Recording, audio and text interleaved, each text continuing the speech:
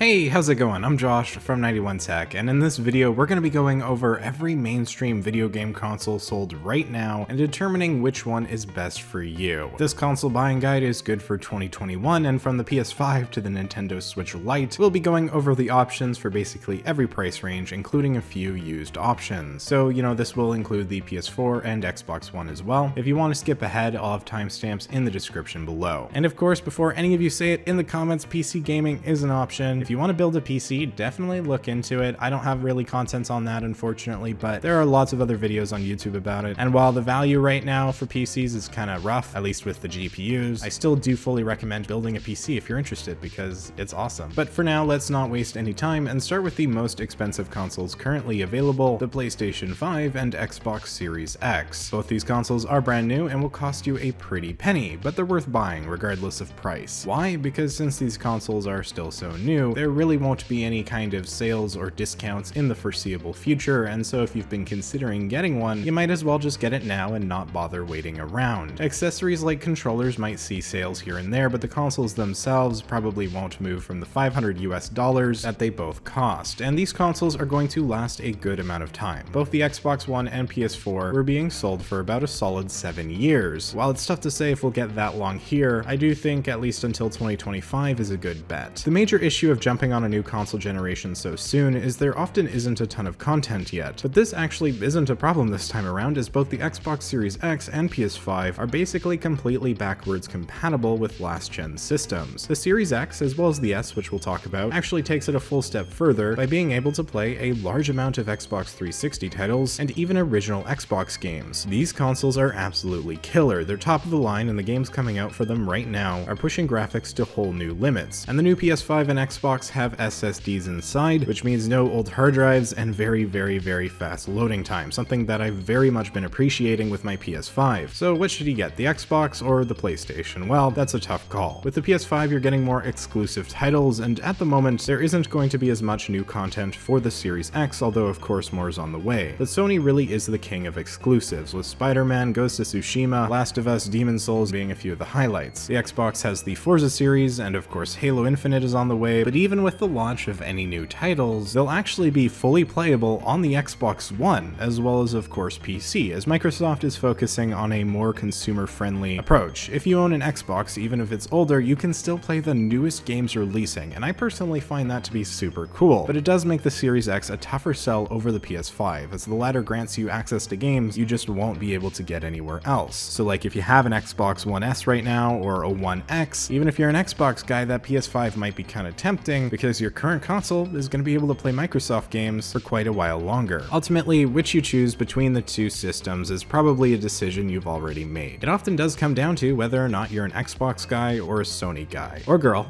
Regardless, in this video, I won't be debating between the two, as there are pros and cons either way. Sony, you get exclusives as well as the DualSense controller, which is kind of in a league of its own. Both Xbox, you get Game Pass, which offers a ton of games playable at any time for a very fairly priced monthly subscription. And of course, the backwards compatibility with 360 and even original Xbox titles. But maybe you want to jump onto the next generation and just don't quite have the funds to make it happen. You do have a couple options. The PS5 has the digital only edition, which is $100 less at $400, and then there's the Xbox Series S for $300, which is basically a kind of underpowered version of the Series X. Not that it's not good, it's just not 4K capable when it comes to gaming, but it does otherwise offer a similar experience. So you save a couple $100 for a reduction in sharpness of the picture, and if that's something you can live with, that's fair enough. I actually think the biggest letdown with the Series S is that you only get 512 gigs of storage, while with the Series X you do get that full terabyte. But of course, expandable storage is an option if you're willing to pay for that. Keep in mind, the main catch of both cheaper next-gen systems is that there's no disk drive, which means you'll be needing to buy all your games online and download them from the store. Also, it's worth mentioning that the PS5 Digital Edition, while I'm kind of calling it cheaper, it is just a PS5 without a disc tray. So yeah, if you don't want physical games, you might as well save $100. Of course, this might not feel very relevant to you depending on where you live and how the stock is for the PS5 and Xbox. Both consoles can still be a bit scarce in stock, and if that's the case, there's not really anything I can suggest, besides keeping on the lookout and signing up for notifications from sites, so they'll email you when they do get more systems in stock. It might take some time, but eventually you should be able to find one. Definitely don't buy off a scalper from eBay. The consoles are way overpriced there, and it's just not going to be worth it. And so while those are kind of the spotlight gaming consoles right now, we do have to talk about about the Nintendo Switch. It isn't exactly on the same level as the new consoles, but I wouldn't call it last gen either. It's kind of its own thing, managing to be a portable system while still playing very high quality games in up to 1080p when docked to your TV. If you're someone who cares about graphical power, or will mostly be playing from your TV, straight up the PS5 or Xbox is going to be the better choice. But if you desire to play games portably or just want access to Nintendo titles, even 4 years later since the original launch, the Switch is kind of a no-brainer. It's a terrific machine. There is a possibility of a Pro model of the Switch coming out within the near future, but this is just a rumor with zero confirmation, and the current Switch will likely stay the same price. And there's also the Nintendo Switch Lite, which is $200, and the regular Switch is $300. And with the Switch Lite, you're getting the full Switch experience minus the actual switching. It's portable and portable only. In the vast majority of cases, I'd recommend the regular Switch over this. Only buy the Lite if you never in a million years will desire to play it on your TV, because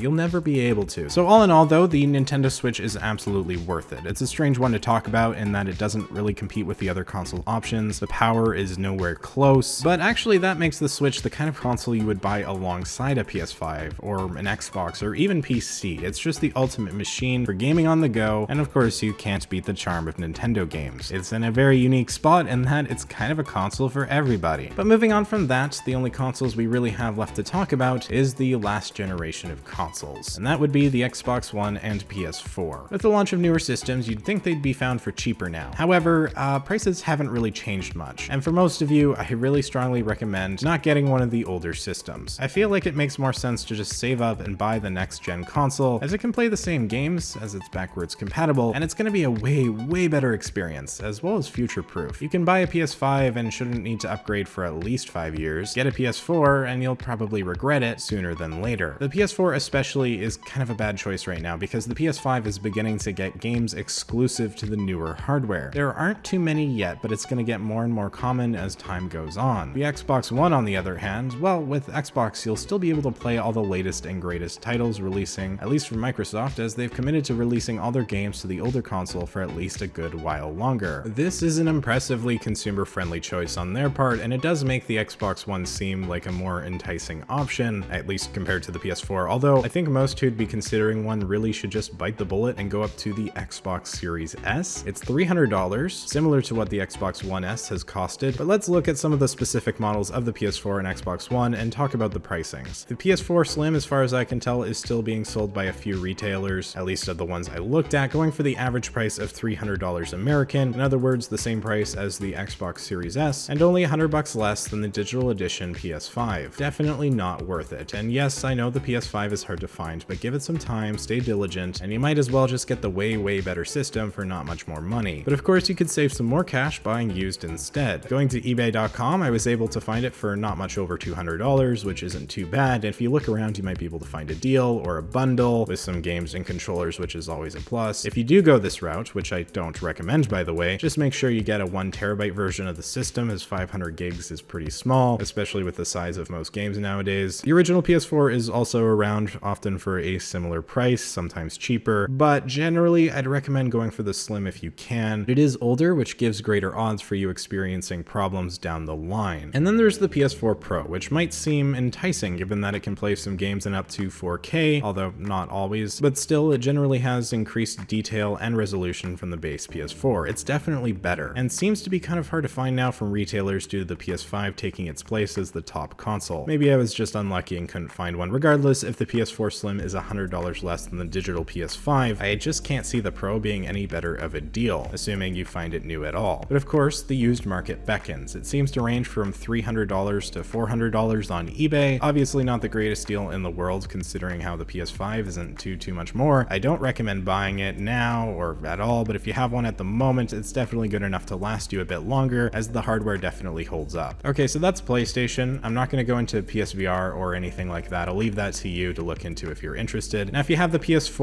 or the PS4 Slim or the PS4 Pro, whether or not you're ready to make the jump to PS5 is up to you. Is it worth making the jump? In my opinion, yes. It's a better experience. All your older games will still work, but of course it is a lot of money. So if you want to wait out another year or even 2, a lot of games still will be coming out for the PS4, just not all, and I do think you can get some more life out of your system. Let's talk about the Xbox One S and the One X. The One X was the most powerful Xbox One to release, and like the PS4 Pro, it does still hold up, and in fact, fact, the hardware is even better, which means 4K in a lot of the games it can play. I have an Xbox One X, and while the loading times can feel a bit brutal compared to my PS5 due to the old hard drive, actually in-game things look really good, and the console definitely holds its own. But given the Xbox Series X is $500 and the Series S is $300, even buying used, the One X is a tough sell. You're probably looking at around or even over $300, which is just not worth it when the Xbox Series S is about the same price and has the new SSD, which means a much faster experience in load times. Although it's kind of a weird comparison because the One X actually is better on the GPU end, which allows for 4K gaming, while the Series S can only do 1080p. If you have the Xbox One X right now, you're definitely good to hold on to it for a while. I just don't recommend buying one because I think you might as well get the newer system. If you're looking to buy a console used and on a budget, the Xbox One S is probably going to be more commonly sought after, and going to ebay.com we can find it for around $200, sometimes even less and often more. And if you look around for a deal or a bundle, the One S at $200 isn't bad. I'd even argue it's great value, especially considering games are still going to be coming out for it for a good while longer. But with the Series S at only $300, it's just too good value. It doesn't make sense to go for an older system. If you have an Xbox One S right now though, you're totally good to go, and you don't need to upgrade if you're not ready yet. As for the original Xbox One console, it is sometimes a bit cheaper than the One S, but like the original PS4, due to the age, I don't recommend it. Yeah, it could be fine, but the older it is, the more likely problems are to occur. Oh, and I almost forgot, there actually is an Xbox One S Digital Edition, and that thing is just an Xbox One S without a disc bay. Okay, so that was a lot of words, but I think the last gen of gaming is pretty much dealt with here. And with that, we've about covered everything we need to for this video. It's really pretty simple when it comes to what you should be looking at. It comes down to going for the big guys. You know, they're brand new, so they're kind of the obvious choices. The PS5 or the Xbox Series X, or alternatively the PS5 Digital Edition or the Xbox Series S. It depends on your price range, and if you're lacking a console right now and on a budget, the Series S probably presents the best of value. It's $300, and although it has a smaller SSD and doesn't do 4K, $300 for the next gen gaming console experience is really good. And if you don't have an Xbox One at the moment, it's a good choice. If you do have an Xbox One already, I would go up to the Xbox Series X, as the Series S probably won't feel like the biggest upgrade. And on the other hand, if you're looking at more of a budget thing, the PS5 Digital Edition makes zero sacrifices besides the lack of disc tray. So if you don't want discs anyways, you might as well save $100 and go for it. If you want a powerful gaming console that's going to last you years and years into the future, the PS5 Digital Edition or not, or the Xbox Series X are all great choices, and I think you'll be happy with any one you choose. And then of course the Nintendo Switch, which really doesn't belong in competition with the others, as it's a completely different experience for a completely different niche. The Switch is amazing, gaming portably is amazing, and if that's something that appeals to you, or you're eager to get your hands on Nintendo titles, then definitely go for it. It's also the best console for co-op gaming, at least couch co-op, and it's not even close. So should you get the Switch over the PS5 or Xbox? Honestly, I can't answer that. And as said, it's such a different console, I don't know what to say. It really depends on what you would rather have right now. It's entirely up to you, and in an ideal world, I think you would have both systems, although unfortunately, that's not going to be an option for a lot of people. If I had to conclude this video by summarizing it as quickly as possible, all the new consoles that just released are worth buying, as most of you likely expected. The older ones not so much, whether new or used. It's probably going to be the better decision to save your pennies and get a better system. And of course, the Switch is the Switch, it's going to be worth buying. So with that, I think I'm about done here. Hopefully this video helped you out. I've never done a console buying guide before, so if you think I should have included anything, make sure you let me know in the comments down below. I think I covered all the highlights. Obviously, I can't talk about everything. This is more supposed to be a general overview, and I will have all the reviews I've done on consoles linked in the description below if you want to check those out. That being said though, if you did find the video helpful or interesting, maybe hit that like button and consider subscribing for more content just like this. You can follow me over on Twitter and Instagram at 91_tech if you'd like to for some reason. And with that all being said, thank you so much for watching. I'm Josh from 91tech, and I will see you all next time.